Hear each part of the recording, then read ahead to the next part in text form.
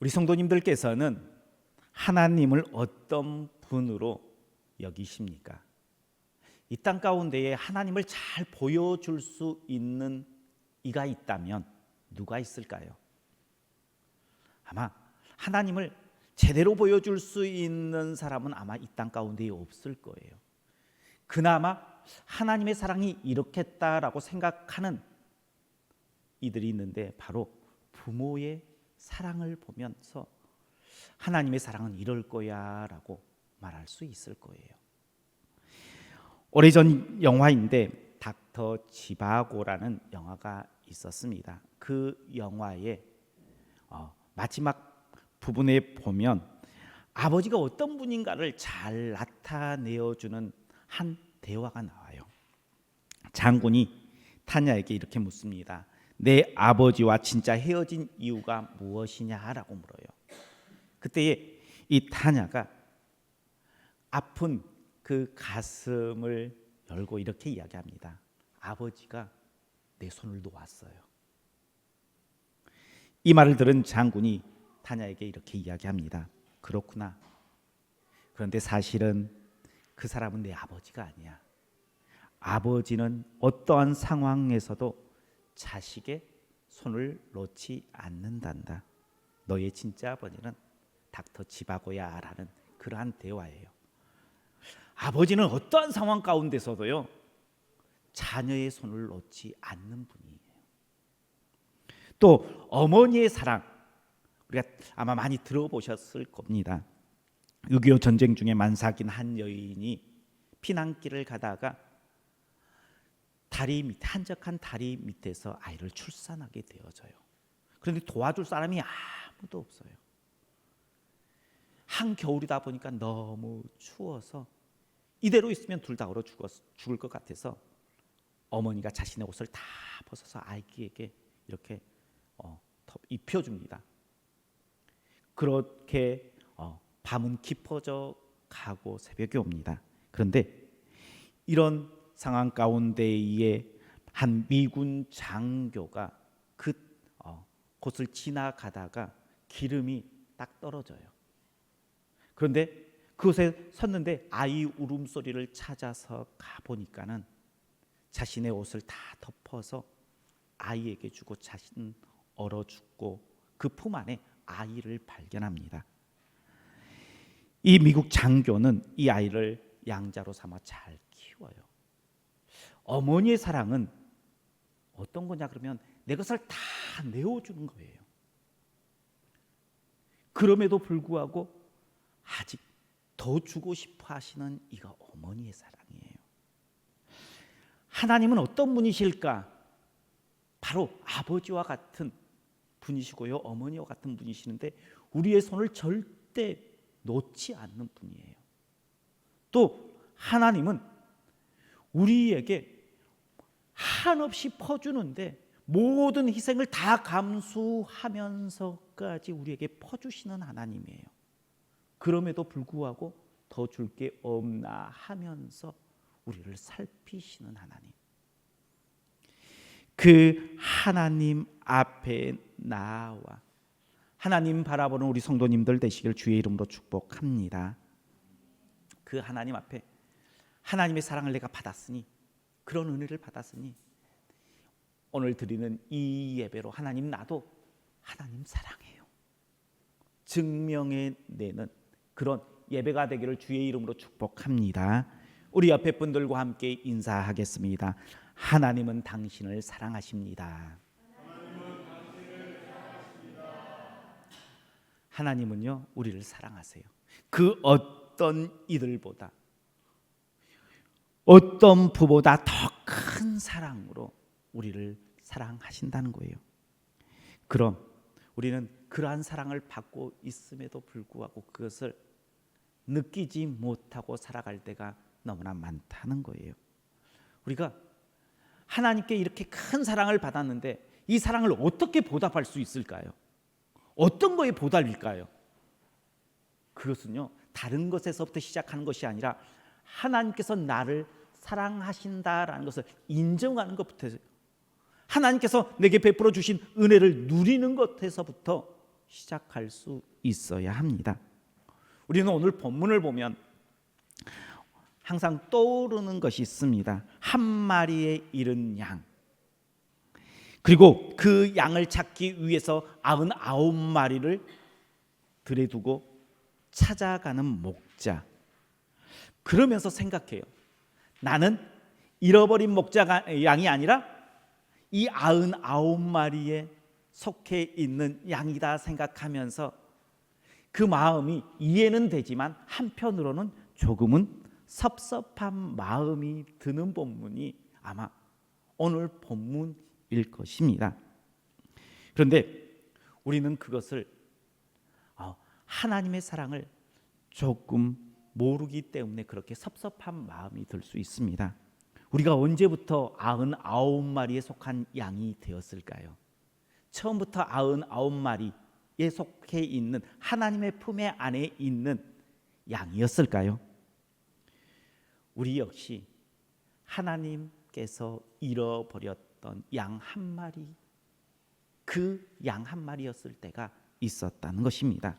그때요, 하나님께서 우리를 찾기 위해서 어떻게 하셨느냐? 하나님 품에 있던 99마리의 양을 들여두고 나를 찾아서 헤맸던 하나님에 있었어요. 우리가 그것을 잊어버리면 안 돼요. 그러면 그때만 우리를 사랑하고 이제는 찾았으니까는 방치하느냐? 아니라는 거예요. 하나님은요, 임마누엘 되시어서 우리와 늘 함께 하시고요, 우리의 걸음걸음을 지키십니다. 이렇게 길을 잃어버렸을 때에도, 양 한 마리였을 때에도, 또 하나님 품 안에 거하는 99마리 양이었을 때도 하나님은요, 동일하게 우리를 지키세요. 보호하세요. 하나님의 능력은요, 이런 한 마리의 양에게만 쏠릴 만큼 약한 분이 아니고요, 작은 분이 아니에요.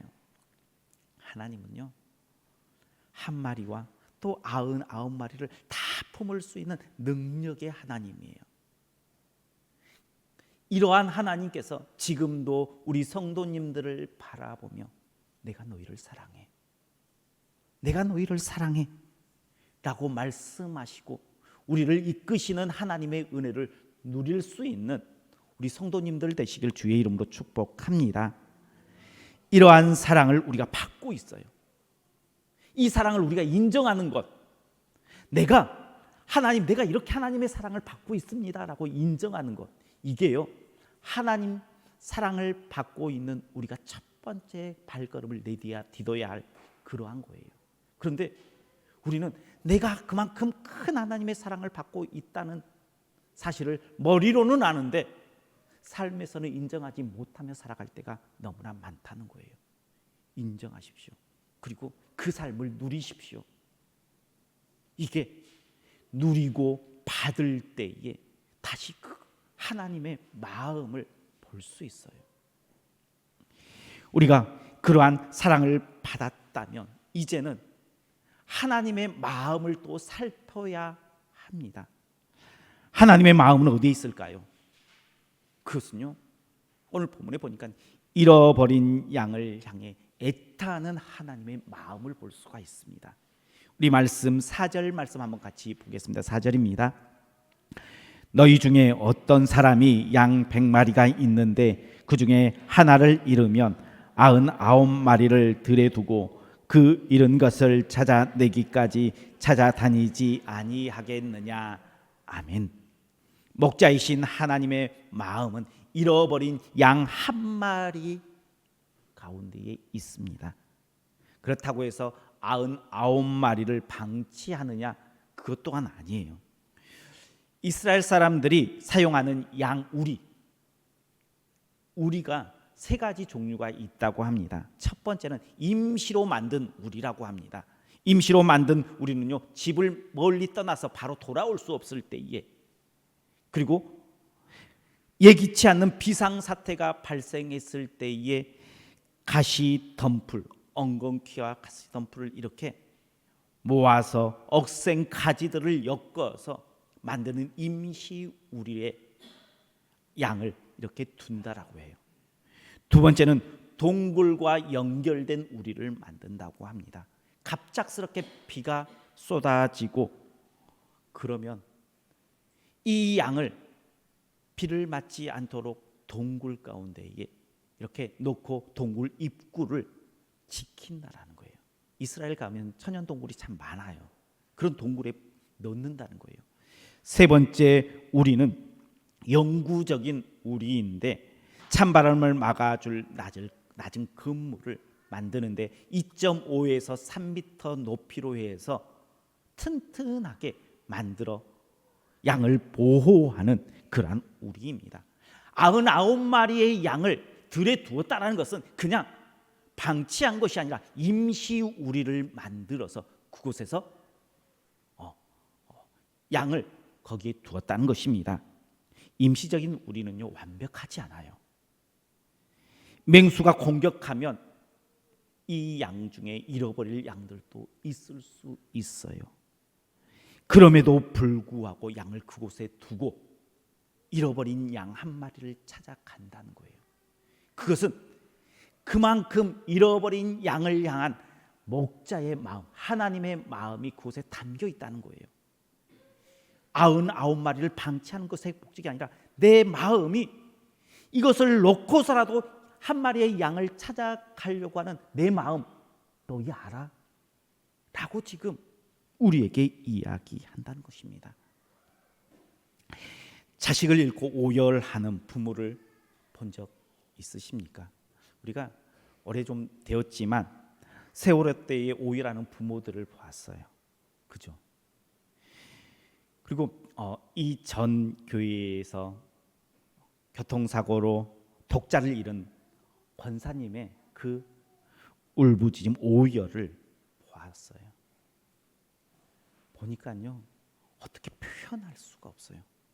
자식을 잃은 부모의 마음, 자식을 어떠한 그 방법을 통해서도 그것을 돌이키고 싶어하는 그러한 마음입니다. 어떠한 희생을 감수하고라도 다시 돌이킬 수만 있다면 하는 마음이 그 안에 담겨 있습니다. 한 영혼을 향한 하나님의 마음이 바로 이러한 마음이라는 것입니다. 아니 더해요. 왜냐 그러면 잃어버린 부모의 마음은요 내가 손쓸 수 없었어요. 그죠? 그래서 교통사고든 어떠한 사고든 자식을 잃고 나서요 오열을 해요.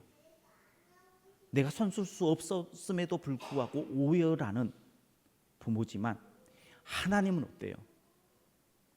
하나님께서는요 다 하셨어요. 그러면서도 독생자를 이 땅 가운데에 보내줘요. 99마리의 양을 들에 두고 잃은 양을 향해서 쫓아가요. 예수님께서는 그 한 영혼을 살리기 위해서 자신이 십자가에서 다 피를 쏟으시고 살이 찢길 것을 알면서도 그 길을 묵묵히 걸어가요. 그러니 그 어떤 부모가 자녀를 사랑하는 마음보다요 하나님께서 한 영혼을 사랑하는 그 마음이요 작다라고 말할 수 없는 거예요. 그만큼 하나님의 그 마음은요 바로 어린 양, 잃어버린 그 양을 향해 있다는 거예요. 그 간절함, 애절함, 하나님의 잃어버린 양을 향한 마음임을 우리가 볼 수 있어야 돼요. 나는 99마리의 양이니 나는 됐다라가 아니라 잃어버린 양을 찾는 하나님의 심정, 그 마음을 우리가 품어야 된다는 거예요. 그 하나님의 마음을 가져야 합니다. 한 영혼을 향한 그 마음, 하나님의 마음으로 바라보는 것 결코 쉽지 않을 거예요. 그러나 그 한 영혼을 향한 하나님의 마음을 우리가 인정하는 것, 하나님의 마음이 거기에 있어. 그러면요 그것을 인정하면 그때 우리도 하나님의 마음을 담아서 노력할 수 있어요. 하나님의 마음을 가지고 뭔가 우리의 삶 가운데 변화되어지는 삶을 살아갈 수 있어요. 주님은 분명하게 말씀하십니다. 잃어버린 한 마리의 양을 위해서 99마리의 양을 들에 두고 찾는다라고 말씀하세요.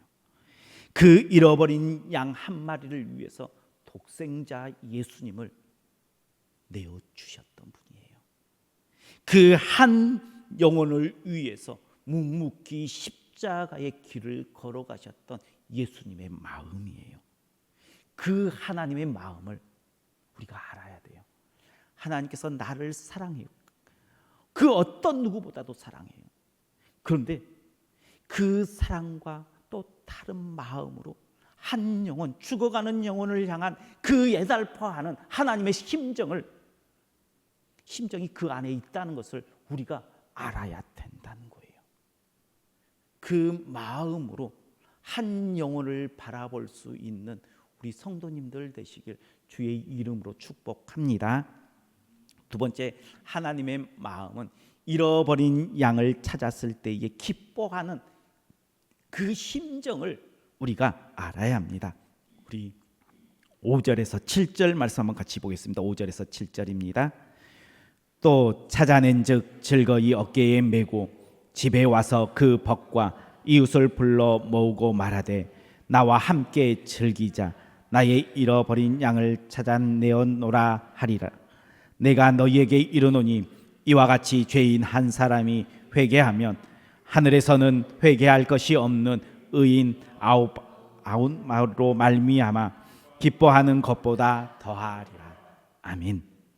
목자가요, 양을 찾아 그 기쁨을 표현하는데 어떻게 표현하냐 그러면요, 그 양을 어깨에 메고 즐거이 그 산을 내려온다는 거예요. 이 목자가 양을 찾기 위해서 어떠한 노력을 했을까요? 아마 목청껏 불렀고요, 이 산 저 산 헤매고 다녔을 거예요. 겨우 양을 찾았을 때는요, 몸도 마음도 다 지쳤을 거예요. 그런데 너무나 양을 찾은 것이 기뻐서요, 내가 지금 몸이 피곤한 것, 힘든 것 다 잊어버리고 양을 어깨에 메고 기쁜 마음으로 덩실덩실 춤추면서 내려온다는 거예요. 그리고 나서 집에 와서들은 친구들을 다 불러서 내가 잃어버린 이 양을 찾았노라 하면서 잔치를 베푼다는 거예요. 친구를 대접하려고 그러면 누구를 초대한다면 어때요? 음식을 장만해야 되는데요, 어쩌면 잃어버린 양 한 마리보다 더 많은 비용이 들 수 있어요. 친구를 초대했는데 잔치를 벌렸는데 고기 없으면 돼요, 안 돼요? 고기 있어야 되잖아요. 뭔가라도 음식을 준비해야 되잖아요. 포도주라도 있어야 되잖아요. 이에 타산에 맞지 않는 상황이에요. 그런데 잃어버린 양을 찾는 것은요, 이에 타산과는 상관할 수 없을 만큼 큰 기쁨이다라고 지금 말씀하십니다. 성도는 하나님 기쁨 되기를 원하는 삶을 살아갑니다. 그래서 하나님 기쁨 되기 위해서 오늘도 예배드리잖아요. 찬양하잖아요. 기쁨이잖아요. 나 주님의 기쁨 되기 원하네, 내 마음을 새롭게 하소서 하며 찬양하잖아요. 하나님은요, 우리의 예배와 찬양을 기뻐하십니다. 그런데 그보다 더 기뻐하시는 것이 있다라고 말씀하시는데, 하늘에서는 회개할 것이 없는 의인 99으로 말미암아 기뻐하는 것보다 더하리라. 극단적으로 이야기하면요, 한 영혼이 돌아오며 우리의 예배 드림보다 찬양 드림보다 더 큰 기쁨이다라고 말씀하고 있는 거예요. 분명히 말씀드리지만 하나님께서 예배와 찬양이 필요 없다, 덜 중요하다라고 이야기하는 것이 절대 아닙니다. 하나님께서는 우리의 예배를 기뻐하세요. 우리의 기도 가운데에 임재하시고 우리의 기도를 통해서 일하세요. 우리의 찬양 가운데에 하나님은요, 춤추세요. 그런데 그 기쁨보다 잃어버렸던 한 영혼이 돌아오는 그 기쁨이 더 크다. 그러니까는 하나님께서 진짜 기뻐하시는 것, 그것이 한 영혼이 돌아온 것이라는 거예요. 그만큼 한 영혼이 돌아온 것이 기쁨이 크다는 것을 강조하고 있는 거예요. 우리의 예배가 기도가 기쁨되지 않는다는 것이 아니라 그만큼 한 영혼이 중요하다라고 이야기합니다. 그 하나님의 가장 큰 기쁨이 한 영혼이 돌아오는 그 길임을 우리가 인정하는 거예요. 그 인정하면 인정으로 끝나는 것이 아니라 이제 그 기쁨 되길 우리도 하나님의 기쁨 되길 우리가 알았으니 그 길을 걸어가야 되잖아요. 우리가 3월 달이 되면 매해 잃어버린 양 한 영혼을 작정하는 시간을 갖습니다.